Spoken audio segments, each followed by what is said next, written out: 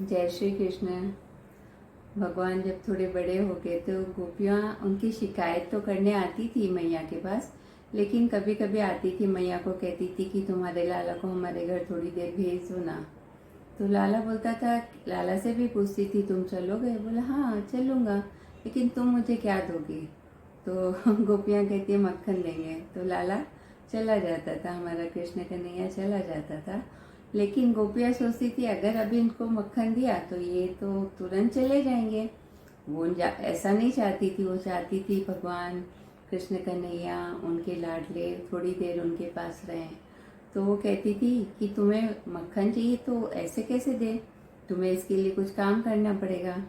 तो भगवान कहते ठीक है, क्या काम करना है? तो कोई सामान इधर से उधर रखवाती थी जिसकी ज़रूरत नहीं थी, पर इधर रखा, वो ले आ, वो रख दे। और तो कुछ नहीं, बड़े सा पत्थर होता था उसको भी कहती थी इधर से हटा दे। जो भगवान सोचते थे इतना भारी पत्थर है, लेकिन मक्खन के लालच में वो हटा देते हैं वहाँ से। तो इस तरह से भक्ति भावना के वश में भगवान वो सारे काम कर रहे हैं जो कोई सोच नहीं सकता है कि भगवान ये लीला करने आए हैं धरती पे। जो भगवान जिसकी माने जिसको हम पार नहीं कर सकते, जिनको हम समझ नहीं सकते, जिनकी कितनी भी पूजा प्रार्थना करो वो समझ से परे हैं, लेकिन वही भगवान यहाँ पर जो गोपियाँ कह रही हैं वो कर रहे हैं। वो क्यों कर रहे हैं ये रसकान जी बता रहे अपने इस पद में। शेष महेश गणेश दिनेश सुरेश जाहि निरंतर गावे, जाहि अनादि अनंत अखंड अछेद अभेद सुभेद बतावे। ऐसे भगवान जिस अनंत है, अखंड है, अभेद है, उसको बताते हैं भगवान। नारद से सुख व्यास रटे, पची हारे तऊ पुनि पार न पावे।